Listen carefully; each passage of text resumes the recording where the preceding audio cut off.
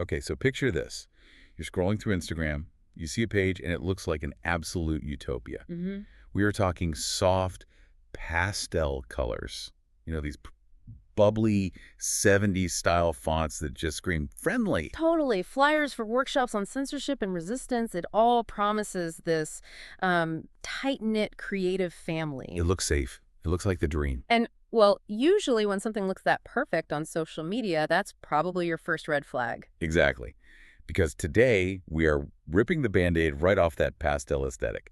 We're unpacking a story that sounds like high school drama on steroids, but when you actually peel back the layers, it looks a lot less like a community and, well, a lot more like a con. This is a wild one. We're calling this deep dive Zines, Pastels, and Machiavelli. It fits perfectly. It really does. We have a huge stack of sources here. Emails, direct messages, PDFs, and a ton of theory on, like, dark psychology and ruthless power dynamics. And we're looking at this collision between a collective known as the Kinta Zine Club, or KZC, and a former member turned, I guess, whistleblower. Right. Izat. Yeah, and the central question we're trying to answer is pretty intense. Is Kinta Zine Club actually a personality con? Right. Are they projecting this bubbly image of community and support while behind the scenes, one guy is doing all the heavy lifting? And when that guy leaves, does he become the villain? Or is he just the one who's brave enough to turn on the lights in a room they really wanted to keep dark? It's the classic conflict, image versus reality. Or maybe the difference between aesthetic activism and, actually treating people well. Let's set the stage. Who are the players? Okay, so in the pastel corner, you've got Kinta Zine Club. That's Aaron, Ali, and Moose. They organize zine workshops. They partner with the big names like Amnesty International. Their whole vibe is very soft activism. Very, we're here for you. For sure. And in the other corner, we have Izat. He was a collaborator, a member, someone deep inside the circle. But things went south. Big time. Now he's running accounts like Izat.the.creator and Manifest to Sakinta, and KZC is, by their own account, terrified of him. But why? That's what we have to figure out, because usually when a club is scared of an ex-member, it's because he's threatening violence or something. Right. Izat's not doing that. He's doing something much, much more annoying. He's exposing the gap between what they promised and what they actually delivered. This gets us to the bait and switch. This is the core of the whole con artist theory, right? Absolutely. Izat joined because of the promise. The posters, the captions, it all just screamed community. But if you look at our source materials, specifically his exit message from April 24, 2024, the reality was very different. Yeah. Let's get into that message. On the surface, it looks pretty polite. He says, Salam Sagittara, wishes them well. He even says he's low-key missing making zines together. But then he drops the truth bomb. He does. He admits he feels exhausted doing things alone. And he reveals that he'd been secretly curating projects for the club on his own time. And there it is. That's the switch. He thought he was joining a collective, a team. But it turns out he was the only one really doing the work. Hmm. He says the burnout is real. So you have this bubbly club that looks fantastic on Instagram. But behind the scenes, it's one guy sweating in the engine room while the leaders are upstairs taking all the credit. That's a very common dynamic, isn't it? Yeah. The con isn't financial, it's emotional, it's labor-based. They sell you a sense of belonging, but the price is your burnout. So Izat realizes, wait a minute, I'm doing all the work, you guys are getting all the clout, so he leaves. And he wishes them comforts in busyness, which, by the way, is a top-tier passive-aggressive sign-off. I love it. It's so good. So he dips. Now, if you're KZC and your star worker just quit because he felt completely used, what's the normal human response? The human response is to apologize. It's to say, hey, we messed up, we value you, we hear you. And what did KZC do? They went no contact. No contact. They just ghosted him. The source mentions they were busy, they were financially stressed, they had 3 pets to board, which is a hilarious detail to include in a defense, by the way. And they were getting ready for the Bungazine Fest in Jakarta. Okay, hold on. You have time to fly to Jakarta for a festival? You have time to board 3 pets. You definitely have time to post on Instagram. Mm-hmm. But you don't have a minute to reply to the guy who just quit because he was working himself to the bone for you. Well, it creates what one of our sources calls a Machiavellian aura.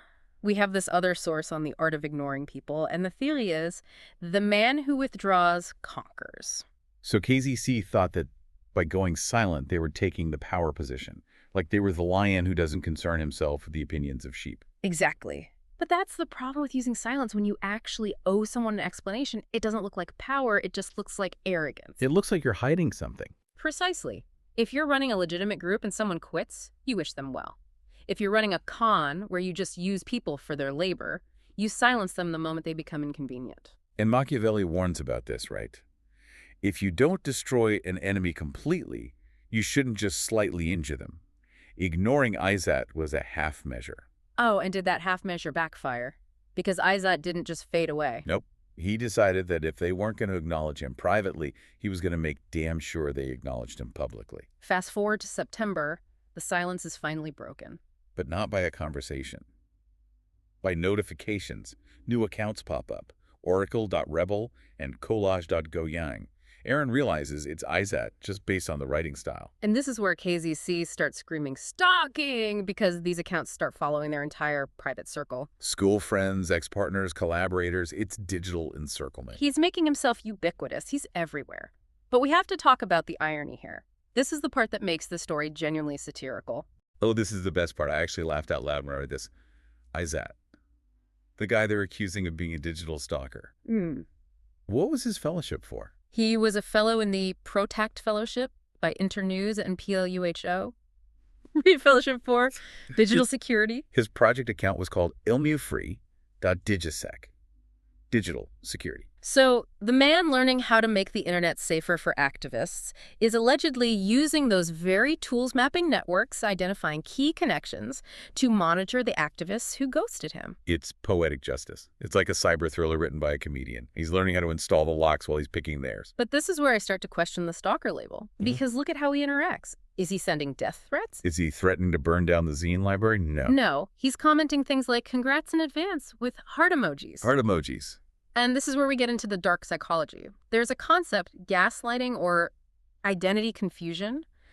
By acting incredibly like, public adoration, heart emojis, constant support, he creates this dissonance. So if Aaron screams, he's stalking me, and the public just sees Izat saying, I'm forever a fan, it looks crazy. Aaron looks crazy. She looks unhinged. Exactly. He's weaponizing kindness.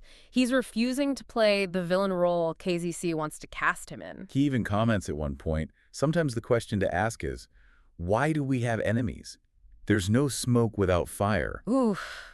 That is pure nice guy warfare. He's basically saying, hey, I'm just a guy who loves zines. If you have a problem with me, maybe you are the problem. It completely flips the script on their con. Yeah. He's exposing them by killing them with kindness. And it forces KZC into this defensive crouch. Which gets back to what you asked earlier. Why are they so defensive? If they did nothing wrong, why are they panicking so much? Right. Innocent people just block and move on. Guilty people write 10-page PDFs. It's the telltale heart effect. They know they used him. They know their whole community image is fragile. So when he shows up, even with the smiley face, they see it as an existential threat to their entire brand. Okay, let's talk about that panic, because it led to the alert email. This is where the story moves from just interpersonal drama to, bureaucratic comedy. December 18th, 2025. Erin has had enough. She sends out this massive email blast to all the organizations involved, PLUHO, Internews, and this independent bookstore called Tokosue. She demands action. She wants these big institutions to take a stand against Izat. She wants him excommunicated from the scene. And the responses she gets, these need to be framed in a museum of failed cancel culture. They really do. Let's start with Tokosue. This is the bookstore owner, Sue. Sue's response is just, it's so human and chaotic. She basically says, I just read this. I'm sorry you feel unsafe, but honestly, I don't get it. She says, and I quote, Izat always speaks highly of your team like an adoration. See, the strategy worked. Sue is confused because Izat keeps praising them in public. And then she drops the hammer of reality. She says, I am currently not in the capacity of handling another mental burden. These few months have been really tough for me with a few personal tragedies. I love that so much. She's like, look, I have actual problems. I have personal tragedies. I cannot deal with your Zine Club beef. Please, get a mediator. It's such a complete rejection of the KZC narrative. They want a tribunal, and Sue just wants some peace and quiet. And then you have Gavin from PLUHO.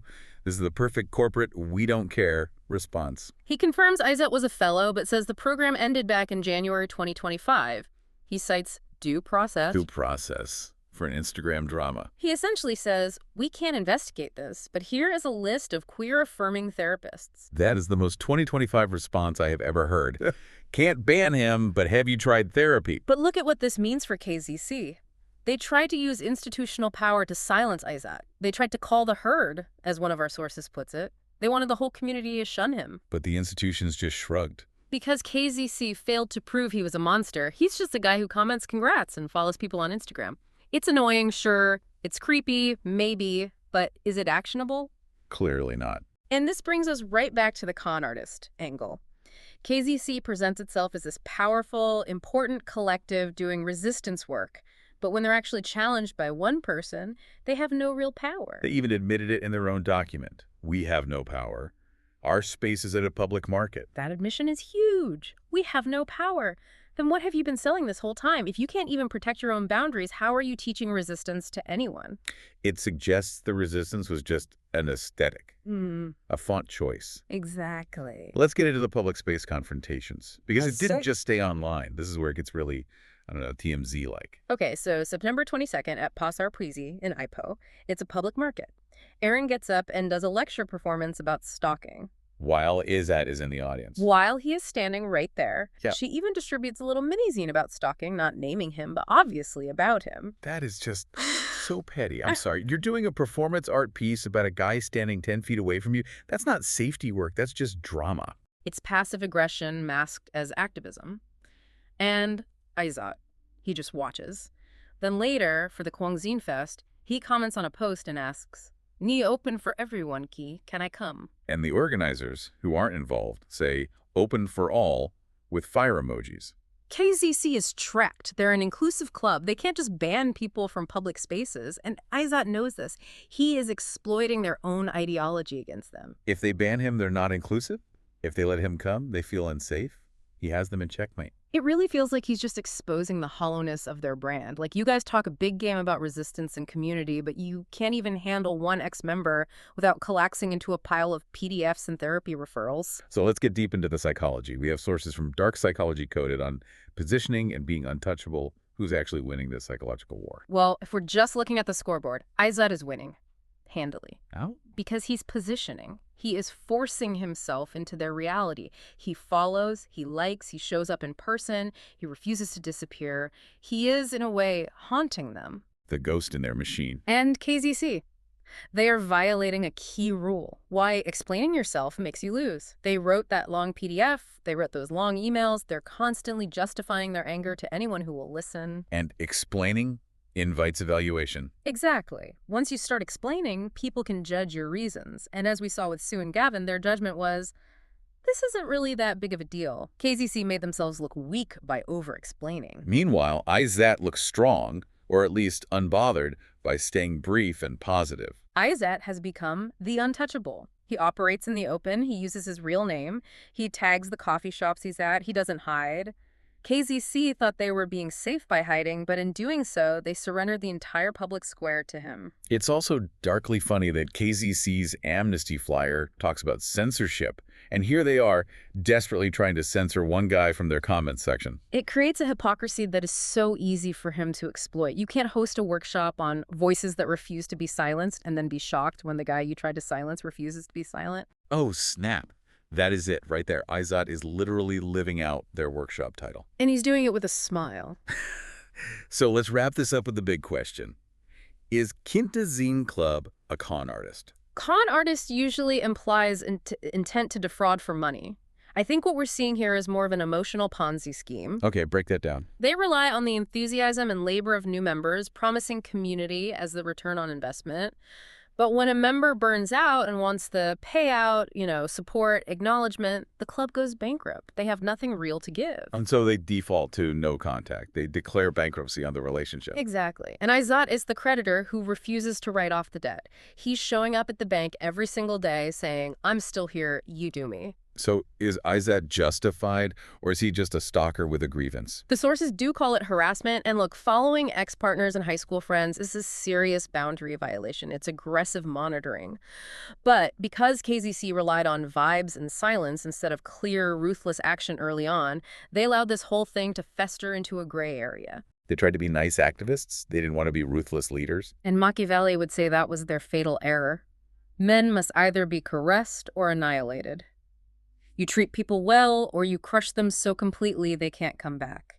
KZC did neither. They ghosted him. And ghosts have a funny way of coming back. So what should they have done, according to the expert manual? Ruthlessness. If he was truly a threat, they needed to leverage real power, not just social capital or sending email blasts to bookstore owners. But the problem is, as we've established, they didn't have any real power. They only had the image of power. The pastel illusion. Correct. And IZ, having worked in that engine room, knew exactly how flimsy the whole structure was. He knew if he just kept poking, the whole thing would wobble, and it has. It really makes you rethink this whole soft aesthetic of modern online communities. We see the designs, we see the cute fonts, and we automatically think safe. But behind the scenes, it's just people. Messy, petty, sometimes Machiavellian people. And arguably, the nicer the aesthetic, the darker the shadow has to be. You have to work so hard to repress conflict, to keep the feed looking pretty. So what does this all mean for you, the listener? For someone who maybe isn't in the Zine Club, but still has to deal with difficult people online or off? It means that blocking is not a strategy. It's a tool, sure, but it's not a strategy. You have to decide.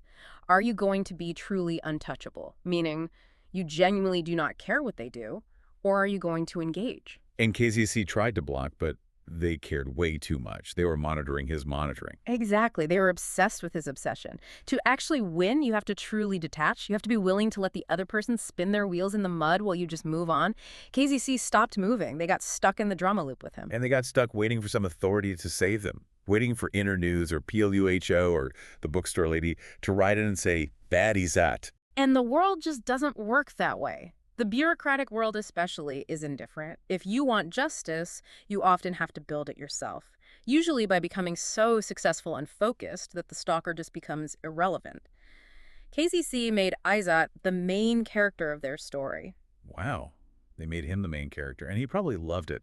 He's probably printing a zine about this right now. I wouldn't be surprised. Okay, that was a wild ride through DIY publishing and dark psychology. It really makes you wonder about the groups we join and the boundaries we set for ourselves. It does. It reminds you that shared aesthetics, pastels, zines, coffee, that does not equal shared values. And just because someone uses the same hashtags as you, it doesn't mean they play by the same rules. A harsh lesson, but a necessary one. So to our listener, stay sharp, stay aware, and maybe don't follow your ex-collaborators' high school friends on Instagram. That's just good general advice. And remember, if you have to explain why you're the good guy, you've probably already lost the argument. Ooh. Mic drop. Thanks for diving in with us. We'll catch you at the next one.